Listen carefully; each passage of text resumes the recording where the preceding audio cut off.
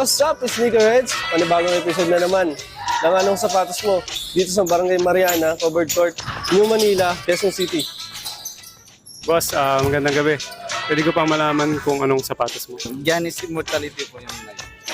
ng Nike. Nike po. Anong size ng sapatos? 9.5. Yes. Euro 42. Kamusta naman yung performance niya pag ginagamit mo? Maganda naman sa paa. Tsaka yung cushioning yung parang magaan sa paa. Tsaka makapit. Tapos pinaka-importanting tanong, magkano siya nabili? 3.5 po.